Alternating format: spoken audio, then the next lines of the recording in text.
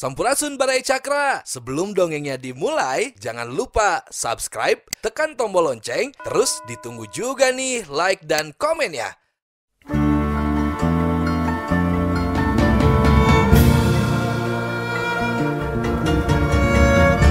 Baraya Cakra, parantos waktosna 80,5 FM Radio Cakra, midangkeun dongeng Sunda Dora-Dori.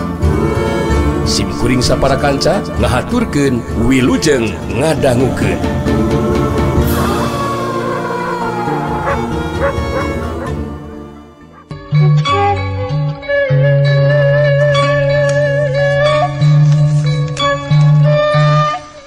Puguh we anu keur marija nembongkeun kabungahna dumeh rek menang duit.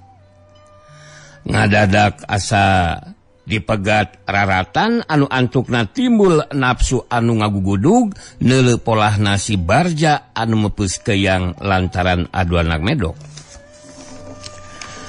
Leuwih-leuwih si babah tongcai anu kacida ngarasa gemesna. Jeleng maehna luncat ka hareupeun si Barja. Teu anta parah dikarawak, pepeuteyan si Barja dicarak bari pok ngomong ti pabolotot. Haya! Alok sugan manema yalma wuluh ha? Tekira-kira eling ngadu sia mangamu sagalupa wani mah sia ulah kahayam sakilo ieu jeung aing sia wani gelu mah da sawajingan sia memang kasia ge wani kulup kumana meni sia ngomong teh coba rek gerak kumaha sia saora ka aing moal aya nu diambean ku aing mah. Si Barja nafsuna beuki ngagugudug leungeun si babah kentak digeweungkeun puguh si babah tongcai oge lain jalma tayaka bisa. Dina urusan ulin mah memang cukup oge lain hampas-hampaseun barang leungeunna digeweungkeun ku si Barja. Sakilat dikulawitkeun nyuruntul rek ngarojok beuheun si Barja. Ait. Haya. Wah, nau ya ha? Wah, sakurang ajar. Bokna bayi nakis. Cilung luncat ka gigir bari sateka polah ngasupkeun jurus kahiji cigalontang rek notog iga burung. Haya, teu bisa. Haya.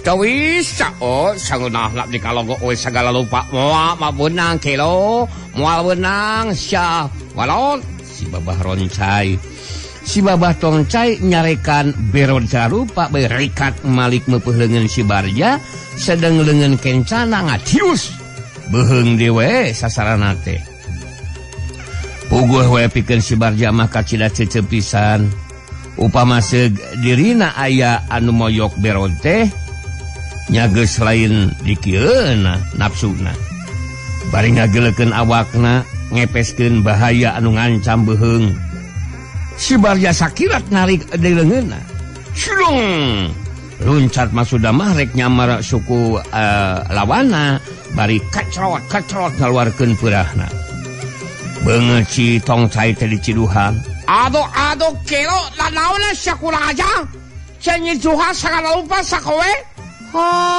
wangsa sehomu sengi sakurang aja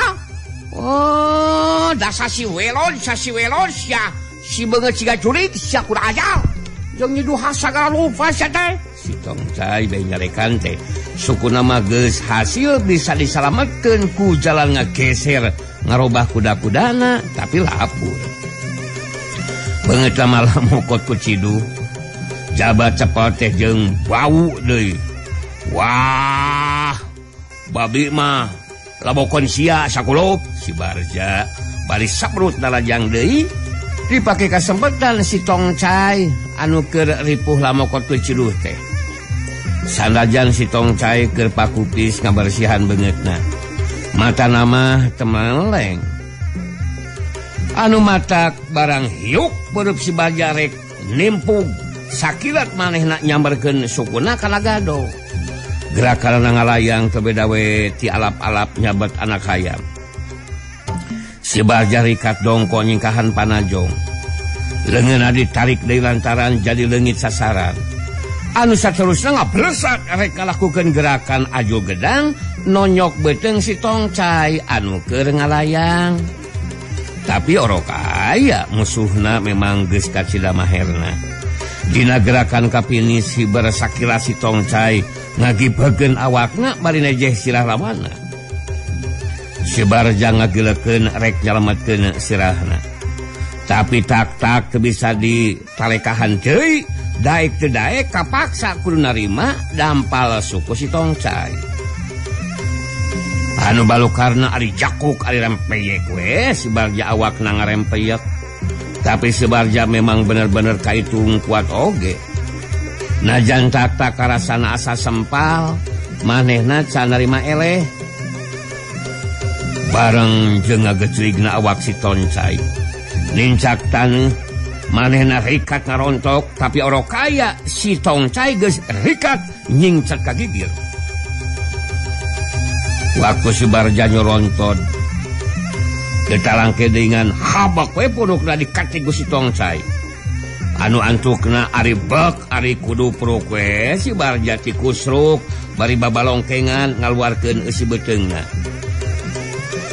Jalma-jalma anu teu tadi nganggap atawa nanggap bangun anu teu ambil pusing ka anu keur galungan teh geus karuhan si Barja ngajongkeng mah riab nyalampeurkeun rek misah bisi si babah ka tetelusan nafsuna.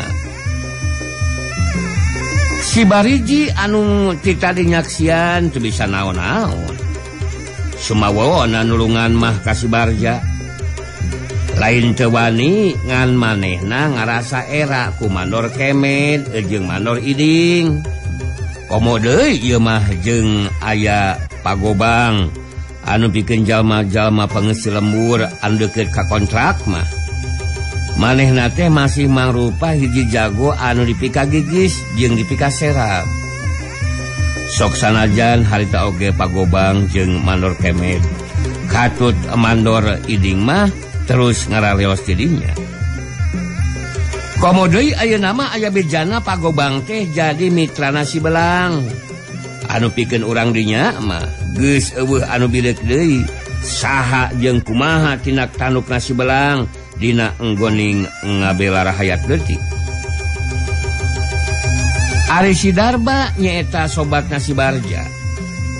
Cicing-cicing soteh ngahaja hayang nyaho heula kumaha jeung nepi ka mana pangabisana anu jadi sobat. Ari geus karuhan medok mah jeung manehna nangtung nyamperkeun ka si Tongcai anu masih keneh ngabedega nyang hareupan si Barja anu masih keneh ngajopra.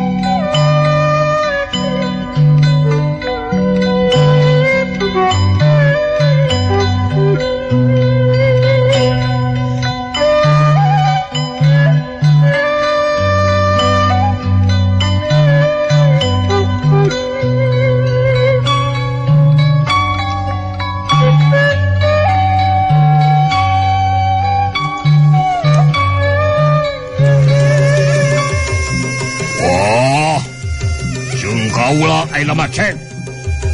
Oh, na bayi nempak tak-tak si Tongcai. Haya, naon? Nah sama teh ha? Wake ulu biung sagalupa sakero? Jong-jong ngajak libur ka we? Allah, ulah lobong cek. Lamun hayang nyaho kaulah batuna itu tuh. Si Darba nunjuk ka si Barja anu ngajongkeng teu bisa teu bisa kumaha. Oke, ini berjumari jeug deui. Haya, tapi oe jeung maneh mah teu boga masalah sakelo. make jeung hayang ribut jeung sagala dua jok we. Make jeung kudu ribut sagala. Keboga masalah we mah pikir atuh pikir. Ari rek ribut mah. Mane we orang tong mau batu sakalupa. Aya oi. Teu sangka encek teh kencing geuning nya. Pedah kaula nyeri bedog. Hog cek tah. Moal dipake alisieun mah ku bedog. Ceuk si Darba bari ngalungkeun bedogna. Si ketus ya. Si Tongcai nyarekan. Tungtung nama manehna jadi nafsu. Asa pisan dihina ke antapara disabrut we ngirimkeun jurus kuntauna dua ramona anu jeceng teh nyerepet ngajojo genggerong. Ari jetruk ari guak we si Tongcai ngoceak ngarasa nyeri jeung reuas. Alah kelo naon eta sakelo? Oh kena bari mundur. Dua ramona anu jeceng alah batan besi teh. Barang kena kana lebah genggerongna si Darba karasana teh teu beda we jeung ditotogeun kana batu karang. Da make mundur cek. Hayo teruskeun cenah. Si Darba bari nyampeurkeun. We mah teu cai ribut teu ampunna we mah teu cai ribut teu hayang ribut teu we mah heuh. Si Tongcai undur-unduran sakaligus hatena saat. Ngarasa gigis barang tadi kumanehna karasaeun. Yen kulit musuhna teh teuas teu beda ti batu. Jeung tinimbang tobros mah kalah karama-rama manehna merengkel. Nya di moal diteruskeun mah ayeuna kari giliran kalua we nya. Nyarita kitu teh si Darba bari ngahiukeun peureupna nimpug tatak si Tongcai. Ari cedak ari kuak we si Tongcai ngaguak. Aduh kelo nanaonna ieu ti sakulang aja. Rampayak awakna ngalakatai. Teu beda we ti kapu kaibunan ngalumburuk dina taneuh geus teu ingat di bumi alam. Teu wudu sakur anu nyakcian mah pada bengong. Ku teu sangka ieu jelema nyalestrengnya dugul teh wawasehna luar biasa. Jurus dua ramona si Tongcai teh lain lalaworakeun. Tapi kaya jelema mah maneh teu mempan, malah manehna sorangan anu kekerepengan. Nyaksian deui tenggelanana bet matak muringkak bulu punduk. Cacakan teu mindo si Tongcai jago kuntau teh ngajeng jehepehe. Ari si Darba geus puguh musuh teu menyat deui mah leos we manehna ngagegag asup ka imahna si Bariji. Tenolih kanu kerting polohok narempukeun kamanehanana. Sanajan tunggal sirah pada nyaho, tapi sabagian mah geus ngadenge yen di imahna si Bariji di kalereun pabrik aya hiji jago anu kacida hebatna. Dina waktu anu ngan sakoteap geus bisa ngelehkeun jago kuntau urang pameungpeut. Kulitna teuas, weduk, daeta we digoro ku ramu-ramuna si Tongcai teh kalahkah ngenyod anggur anu ngarogokna peperengkelan. Sakur anu geus meunang beja mah kabeh oge eueuh anu teu ngarasa seber. Sok sieun ieu jelema anu disohorkeun teh heg dimuleukeun hiji kalakuan anu matak dimuleukeun rariweuh pikeun rahaya. Pagobang anu leuwih-leuwih ngarasa hariwang mah lantaran manehna geus ngadenge yen ieu jelema teh urang ujung kulon. Anu datang ka Miramare teh maksudna mah tayalian rek neangan lanceukna anu ngaran si Piong. Ari si Piong teh apaan geus kungsi delekeun ku Pamajid. Malah ayeuna si Piong jeung baturna anu ngaran Jamian teh keur ngajalankeun hukuman. Lantaran teh heula kungsi ngabangsat ka gedongna si Tuan Kawasa. Malah katangkapna oge kabeneranna teh ku Gumilar jeung ku Arman. Kahariwang pagobang teh dumasar kana hiji alasan anu kacida kuatna. Teu mustahil si Darba rek ngayakeun balitungan boh ka Pamajid boh ka Gumilar. Hal ieu pisan kungsi dicaritakeun ka Pamajid. Pokona mah sangkan ati-ati ti samemehna ulah nepi ka ngalakon kabongohan lantaran ngingetkeun kayaan si Darba anu sakitu hebatna. Tapi Pamajid di bejaan kitu teh taya siuk-siuk bangun anu reuwas atawa sieun. Bok mehna nyarita daria pokokana ayeuna antarinaker. Teu naon Gobang. Mun manehna teh bener kitu maksudna. Teu perlu dipake kasieun jeung kapaur. Lantaran urang manusia anu kumelendang di alam rame ieu teu bisa lepas tina hukumullah anu datangna heula paneuri. Oge mangka inget Gobang. Manusia gumelarna ka alam dunya. Sanajan dina ngagebrolna sarua taya bedana. Tidinya bijilna tina zat eta dijieuna. Tapi barang geus cumarita di alam pawenangan mah jadi patongong-tongong. Mangrupa dua bagian anu tojanya. Anu sabagian jadi budak nafsu sarta icikibung dina kasenangan haliah dunya anu jadi udaganana. Anu sabagian deui panteng, pageuh tegalider, ngabela bebeneran sarta nanyeurekeun keadilan, sok sanajan jahilianah mah kadungsang-dungsang. Cah engke dina balikna sarua kitu keneh deui Gobang. Kitu carana kadinya jalana, kadinya asupna, anu matak dina seusehanna mah manusia teh taya anu punjul, taya oge anu unggul, taya anu kawasa, taya anu agung. Anu matak teu perlu dipikasieun teuing lah.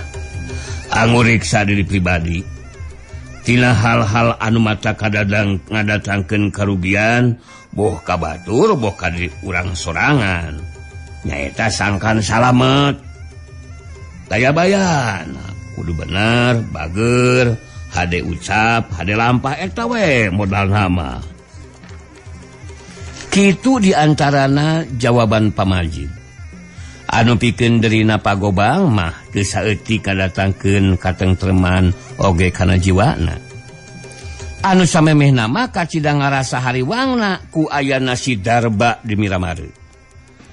Memang temencog tulupanana Pagobang teh. Lantaran hawar-hawar mah si Darba teh geus meunang beja yen lanceukna di Miramare teh dagang burayot. Duh kabenan sama duka dagang burayot, duka dagang sebelah ketang. Memang temencog tulupanana Pagobang teh.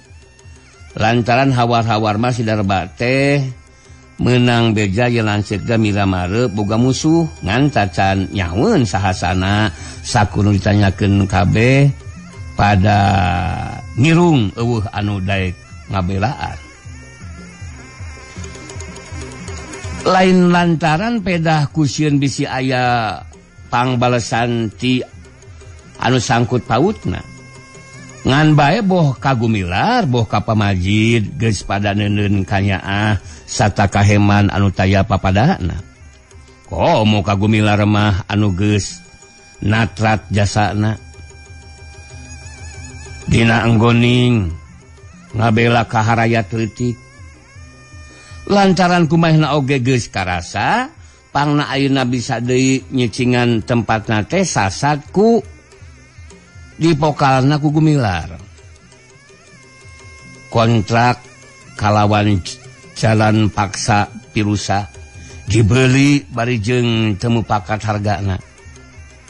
Ari si Barja kumireungeuh si Darba teh lain jalma jore-jore geus kanyahoan teuas tulangna liat kulitna. Sakali mangsa mahna teh lahaloho ka pabrik. Mangkaning keur meneran poean pasar kontrak. Atuh teu wudu kayaan. Mani ramenaker kudu daragang jeung jalma-jalma anu ngaradon daratang ka eta tempat. Maksudna mah dek balanya kulantan geus balayaran. Anu ngalangeor beuki lila beuki ngadeukeutan. Oke, sakedap pilih lepat ya.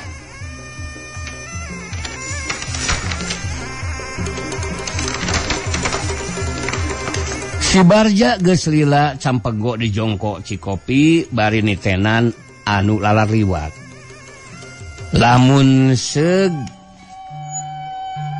kaparengan aya anu herang-herang ngaliwat kahareupeunana sok sanajan aya anu ngiringkeun ku lalaki da teu leum-leum manehna daham dehem bari runat rindak patalakuna mata krehe ngan kulantaran kabeh oge pada nyaho yen eta jalema berod teh baturna si Darba sakumaha geuleuhna sakumaha ceceubna oge teu wani nemrakeun maneh ngan ukur bisa gemas bari ngajengkat ngajauhan sanajan ari dina hatena mah kacida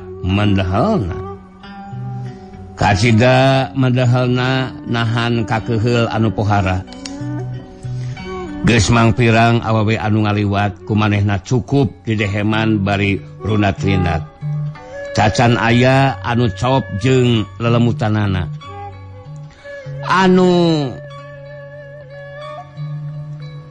lamun seug leukeun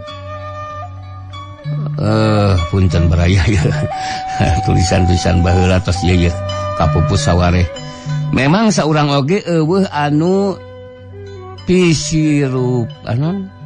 pisirupeun atawa pipanteseun pikeun layana lain kurang hade awewena ngan kayaan rurupaan si Barja we anu hese nyangan bangsana lantaran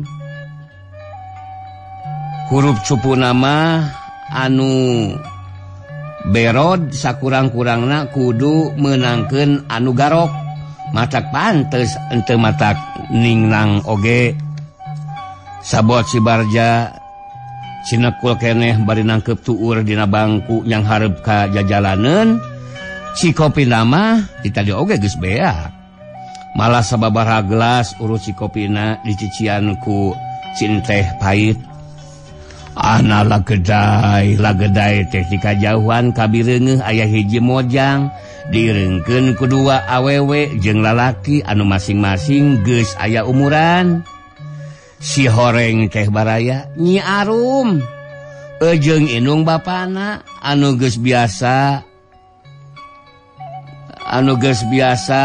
ti meneran poean pasar sok kudu we balanya salian teu meuli uyah tarasi keperluan sapopoe teh sok rajeun melukeun meuli pakean padahal anu meunang meuli bulan tukang oge tak can dipake kabeh malah can di kaput-kaput acan tapi panasaran we mun teu meuli encit atawa batik teh eta pokona mah di mana tas bayaran sok silitanya jeung babaturanana dibelikeun naon cenah duit teh malah sawareh mah sanajan jadi tanya oge sok ngahaja ngabejakeun ngarasa agul pedah geus bisa barang bere atawa barang beli pakaian atawa naon bae anu sakira pantes pikeun dipake agul anu ngalange orang beuki lila beuki padeuketan beuki sidik rupana beuki tetela potongan awakna si Barja mani molotot teu ngicep-ngicep ieu mah asa beda pisan ti anu sejen pamulu puguh lucu langeor mata kabongroy kurang-kurang kuat iman mah mata katur lengan kitu anggapan si Barja dina waktu harita lar anu geulis kahareupeunana bari diiringkeun ku Kiraksa jeung Maimol sakali ieu mah si Barja henteu ngadehem tapi langsung nanya bari gumasep hayang kataksir angkat ka pasar nunung teh pokna bari kumetap hayang nyelewegeun bangun uruy. Nyi Arum ngareret bari breh anu pangheulana ka tempo teh beungeut garokna anu garitu darakok tapakuris. Teu boga sangka nu lain-lain pugua anu nanya teh lalaki kolot nyaeta sasama bapana. Bari ngaran lagi sakedeung pok Nyi Arum ngajawab rengkuh patah hormat teu beda we tining hareupan bapana. Sunuhun Mamang, mangga atuh. Teu ngadago jawaban terus we Nyi Arum mah lempang deui. Mangga geulis.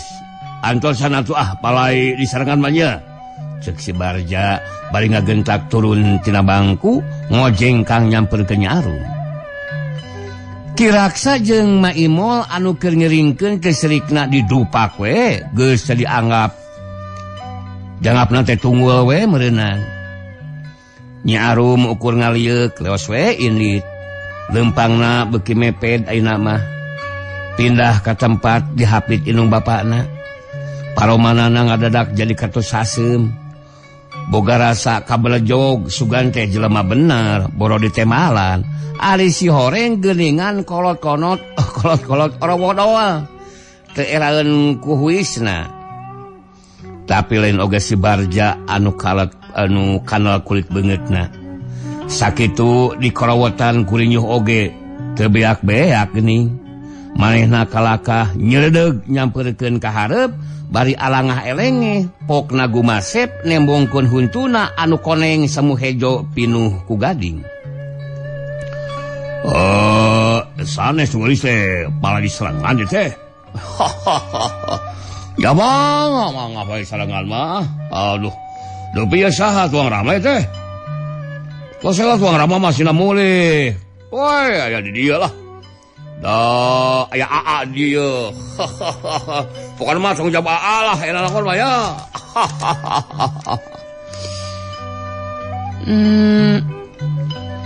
Kalau pika sebelen kali itu deh dek bermain mah kali itu tuh ngaheje jeung doger monyet. Nyi Arum bari cumiduh memangnya harita di pasar teh aya tanggapan doger monyet anu dikubeng ku geribig. Hai kisila teh nanaonan teh. Nanaonan teh. Ke didinya justru nanaonan di laun. Naon itu maksudna? Teu saya izin atuh kudu sanes. Ceki raksa satengah helingan. Nyambar-nyambar maneh lantaran mehna oge geus ngadenge. Yen jelema anu garok beungeutna teh sobatna si Darba jago ujung kulon. Lah, teu perlu pipilueun kolot mah. Ngaringkuk we kali tuh. Sok ngaringkuk di jero tuh. Bari depa ngagayem. Nah, teu doa kitu. Abah kakuring teh ha. Teu doa teh kumaha kitu teh. Bener-bener peta lakuna si Barja pika sabeuleun akar. Kurang ajar. Tegablek kake nyos. Sakitu geus catu kuis teh. Ya, Abah. Rupa-rupa pisan ya jelema teh. Teu ngukurkan aku jujur. Nyi Arum anu geus teu kawawa nahan nafsuna bari nyarekan teh kacrot we beungeut si Barja teh diciduhan nepi ka lamokot. Aduh. Oh, teu belang dipika hemat teh. Cek si Barja berikat nungkupan beungeutna ku leungeun baju. Hayo susutan sia. Letakan saku maneh. Bokna deui bari karawak we newak leungeun Nyi Arum. Kurang ajar sia. Lain oge Nyi Arum. Bebeureuhna si belang atuh ari jol. Kudu nyerah kitu wae mah keulaanan. Manehna nyoloyong siga anu heueuh eueuh dayana. Tapi kalawan teu disangka ku si Barja ngadadak leungeun anu keur dicekel teh ngagriwel lesot sarta jedak we marupa siku anu ngadadak keuna kana hulu angan. Puguh we teu ngangkekeun deui keblak we si Barja nangkarak bengkang. Lumayan sajabana tinggal rasa nyeri teh. wirang deui puguh jalma nu dinya teh kabeh oge narempokeun.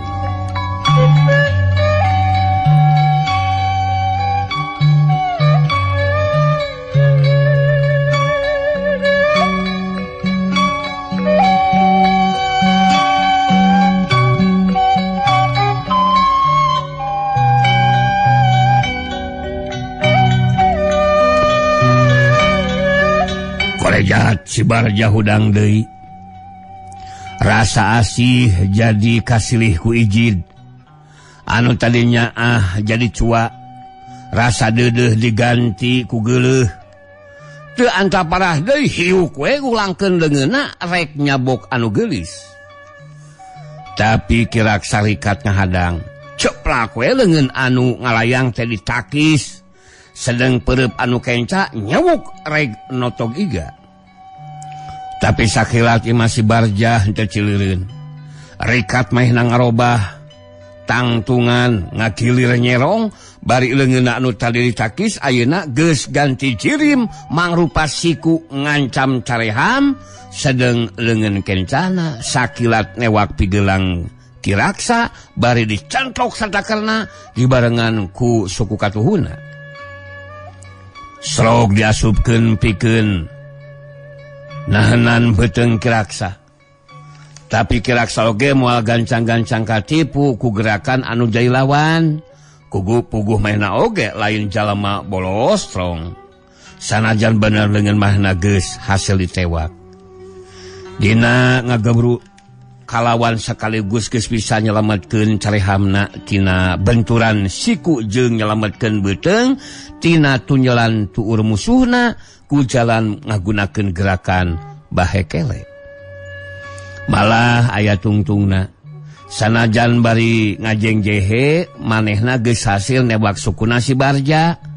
Anu sakali metot oge si Barja ngoleang teu beda we ti tangkal gedang dituar ngagedebut kana taneuh geus wiwirang dewe. Nafsu si Barja beuki ngagugudug geus cenolih deui ka nyeri jeung wirang. Korejat maehna hudang sabrut we naraja ngagunakeun jurus siga lontang anu memang geus jadi anlanana.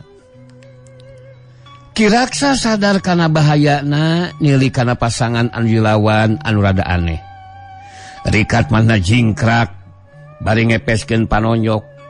Tapi si Barja geus ngarti moal ka mana ngejatna anu dilawan lantaran geus bisa katitenan gerak sukuna sakilat mahna luncat nyamerkeun sukuna bari ngaheatkeun leungeunna rek meupeuh beuheung.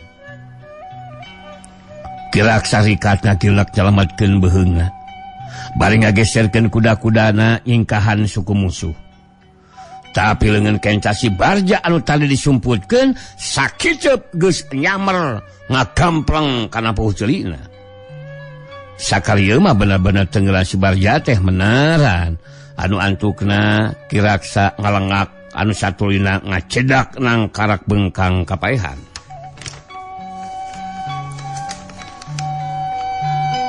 Rek sabak-bakeun si Barja nincak beungeut Kiraksa bari ngabarengan koceakna Nyi Arum ngadadak teu kanyahoan aya nu ngagajleng ka gigireunna si Barja sarta teu anta parah deui ngan habek we careham si Barja teh dihanca ku hiji tonjokan anu ngajurus ti hareupeunana.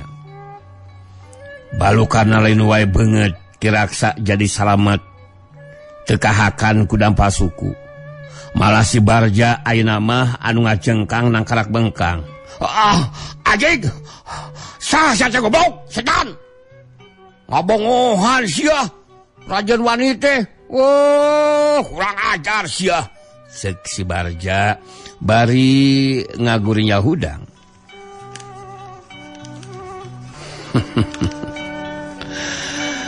Bungan gawe andi karek nandasa kanu geulis sewalakaya.